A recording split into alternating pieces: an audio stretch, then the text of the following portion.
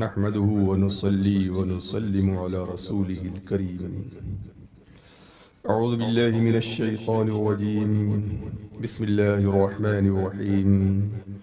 إن الله وملائكته يصلون على النبي يا أيها الذين آمنوا صلوا عليه وسلموا تسليما.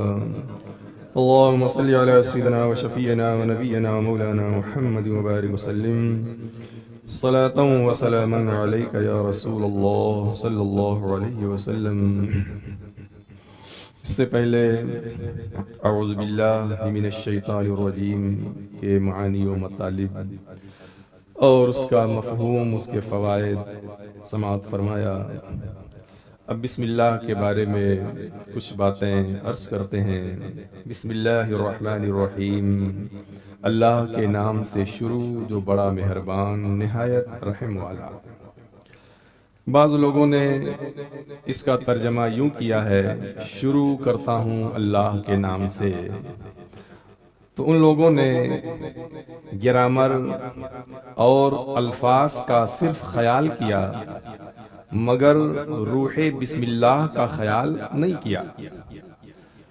اس طرف نگاہ جو گئی تو اعلیٰ حضرت امام احمد رضا علیہ الرحمت والرضوان کی نگاہ گئی. انہوں نے صرف الفاظ پہ ہی دھیان نہیں دیا، صرف گرامر کا ہی اعتبار نہیں کیا، بلکہ روح بسم اللہ پر ان کی نظر گئی کہ بسم اللہ پڑھنے کا اصل مقصد ہر کام کو، ہر اچھے کام کو اللہ کے نام سے شروع کرنا. تو اگر سب سے پہلے لفظ شروع آ جائے ترجمہ کرنے میں تو پھر لفظ شروع سے شروع ہوا، نہ کہ اللہ کے نام سے شروع ہوا. اس لیے اعلیٰ حضرت علیہ الرحمت والرضوان نے اس کا ترجمہ کیا ہے اللہ کے نام سے شروع جو بڑا مہربان نہایت رحم والا. کفار مکہ جب کوئی کام شروع کرتے تھے تو وہ اپنے بتوں کا نام لیتے تھے. بسم اللہ والعزا، لات اور عزا یہ ان کے بتوں کے نام تھے. تو کسی بھی کام کو شروع کرنا ہوتا تو شروع سے پہلے وہ یہی پڑھا کرتے تھے بسم اللہ والعزا، یعنی لات و عزا کے نام سے شروع. اب جب اسلام آیا تو اسلام تو شرک کا سخت مخالف ہے.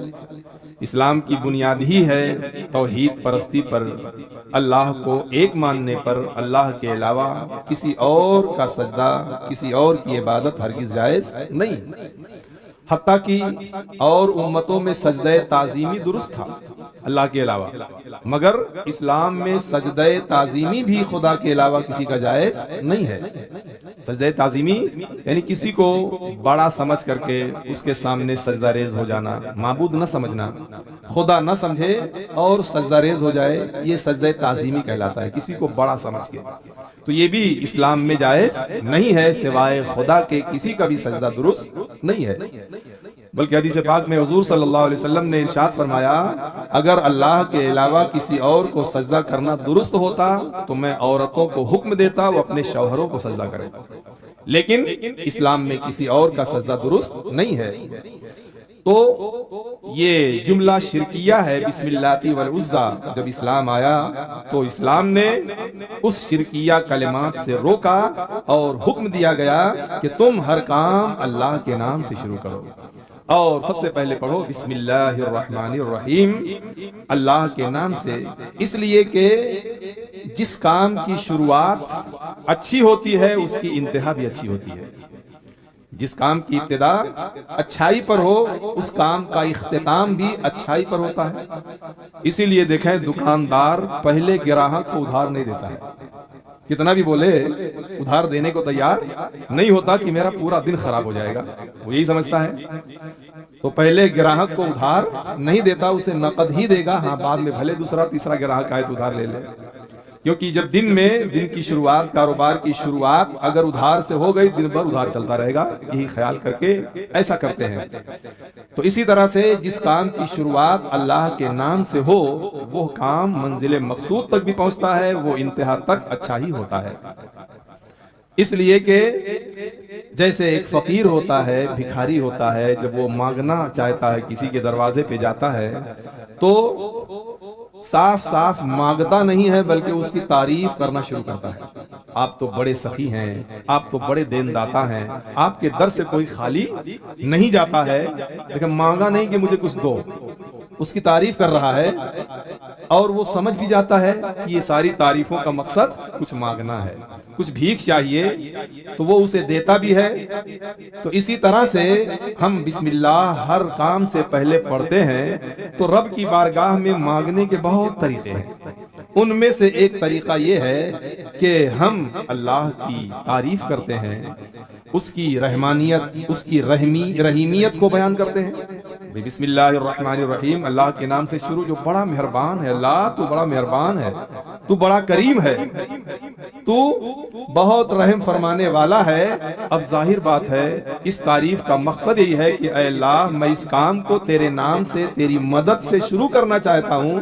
اب میرے کام کی لاش تیرے ہاتھ ہے، میں شروع تو کر رہا ہوں مگر تیرے نام سے، اور تیرا نام لے کر کے تیری مدد چاہیے تاکہ میرا کام ادھورا نہ رہ جائے، میرا کام بیچ میں نہ رک جائے بلکہ اختتام تک پہنچے۔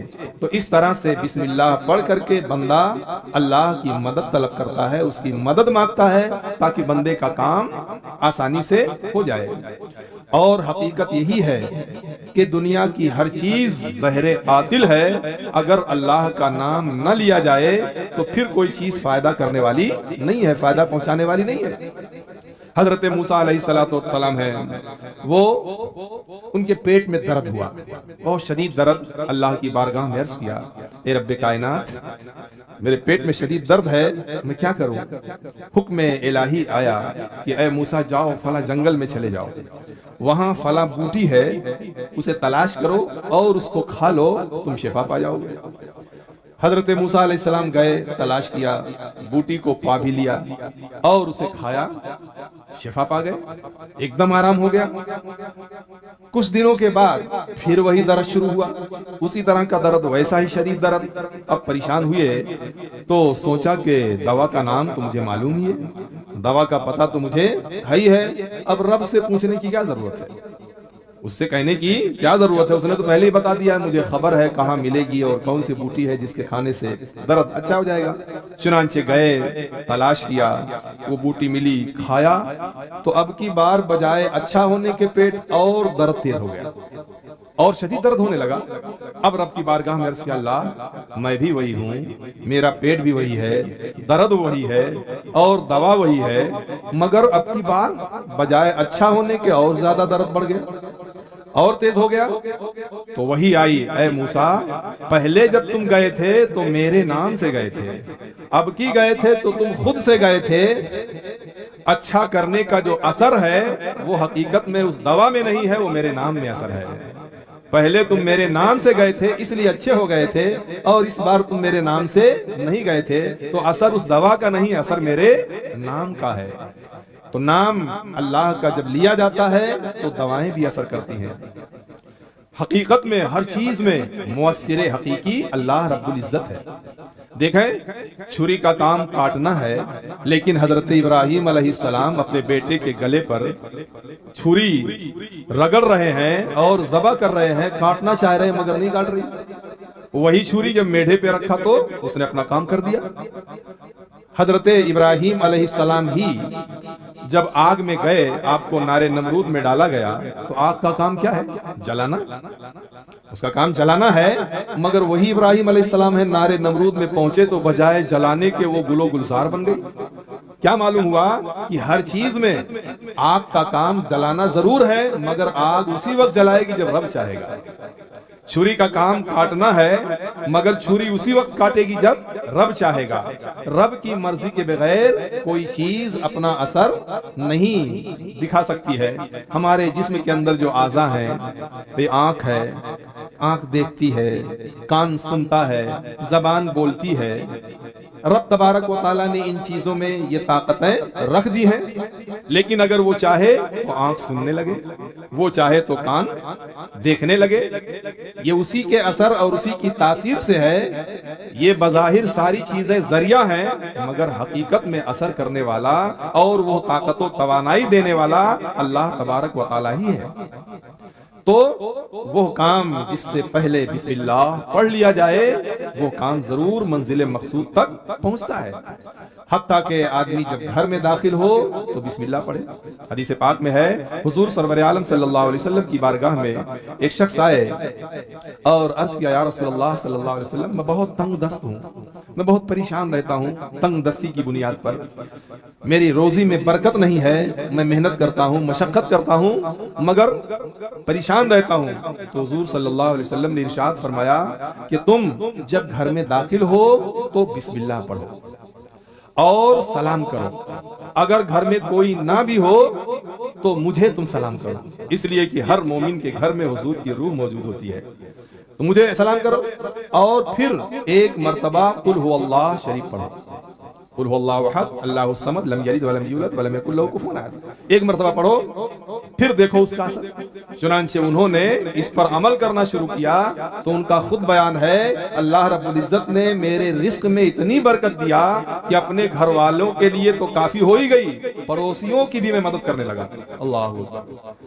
اور جب آدمی گھر میں بسم اللہ پڑھ کر کے داخل ہوتا ہے تو شیطان وہاں سے نکل جاتا ہے، شیطان گھر خالی کر دیتا ہے، اور جب بسم اللہ پڑھ کر کے آدمی کھانا کھاتا ہے تو شیطان اس کھانے میں شریک نہیں ہو سکتا ہے۔ اگر بسم اللہ پڑھ کے آدمی کھانا نہ کھائے تو اس کھانے میں شیطان شریک ہو جاتا ہے، کھاتا تو آدمی ہے مگر جاتا ہے وہ شیطان کے پیٹ میں۔ اسی لیے دیکھا ہوگا سنا ہوگا بہت سارے لوگ ہیں میں اتنا کھا جاتا ہوں مگر پیٹ ہی نہیں بھرتا ہے، میں آسودہ ہی نہیں ہوتا، مجھے معلوم ہی نہیں پڑتا، تو وہاں ایسی ہی صورتحال ہوا کرتی ہے۔ تو اگر بسم اللہ پڑھ کر کے گھر میں داخل ہو تو شیطان کہتا ہے اس گھر سے نکل چلو، اب یہاں ہماری گنجائش نہیں ہے، اور اگر پھر کھانے کے وقت بھی بسم اللہ پڑھا تو کہتا ہے اب یہاں نہ کھانا ملے گا اور نہ رہنے کو ملے گا، یہاں سے نکلو، یہاں سے چلو۔ اور اگر آدمی گیا نہ بسم اللہ پڑھ کے گھر میں داخل ہوا نہ بسم اللہ پڑھا کھانے سے پہلے تو شیطان گھر میں رہتا بھی ہے اور اس کے کھانے میں شریک بھی ہو جاتا ہے۔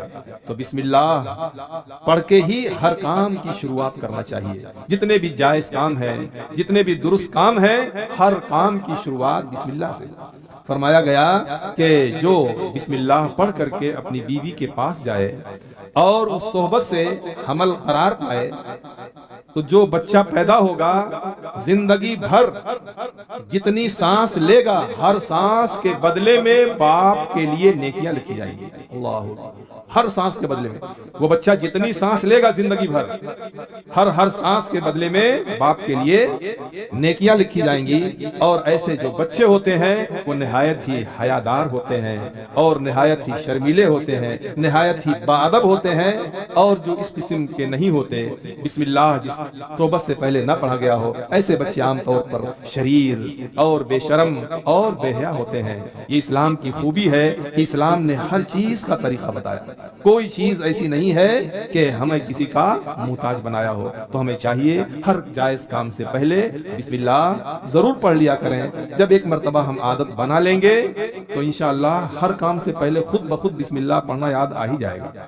جس کی عادت ہو گئی تو پھر وہ کبھی نہیں بھولتا ہے۔ اللہ کی بارگاہ میں دعا ہے کہ ہم سب کو ہمیشہ ہر کام سے پہلے بسم اللہ پڑھنے کی توفیق عطا فرمائے۔ اللہم ربنا آتنا فی الدنیا حسنۃ وفی الآخرۃ حسنۃ وقنا عذاب النار وقنا عذاب القبر وقنا عذاب الحشر وقنا عذاب المیزان۔ یا الہ العالمین ہم سب کو قرآن پڑھنے، اس کو سمجھنے اور اس پر عمل کرنے کی توفیق عطا فرما۔ ہم سب کے دلوں میں علم دین کی محبت پیدا فرما، خود بھی سیکھنے اور دوسروں کو سکھانے کی توفیق عطا فرما۔ یا الہ العالمین ہم سب کے علم میں، عمل میں، عمر میں، رزق میں برکتیں عطا فرما۔ ہم سب کو شیطان کے مکر و فریب سے، اس کی دھوکے بازیوں سے محفوظ و مامون فرما۔ یا الہ العالمین ہم سب کو ہر اچھا کام بسم اللہ سے شروع کرنے کی توفیق عطا فرما۔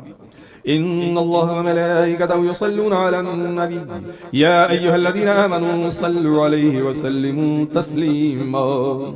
اللہم صلی علی سیدنا مولانا محمد وبارک وسلم صلاۃ وسلاما علیک یا رسول اللہ۔ سبحان ربک رب العزۃ عما یصفون وسلام علی المرسلین والحمد للہ رب العالمین بحق لا الہ الا اللہ۔